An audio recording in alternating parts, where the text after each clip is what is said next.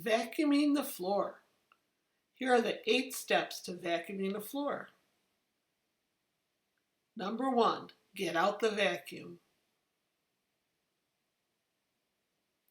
Number 2, plug in the vacuum. 3, turn it on.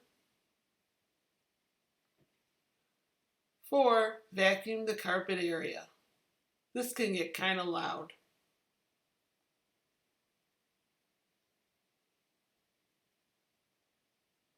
5, turn off the vacuum. Unplug it. And 7, wrap up the cord.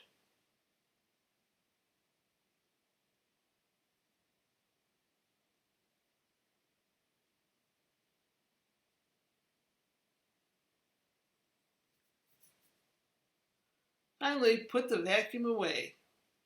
Number 8. Job well done.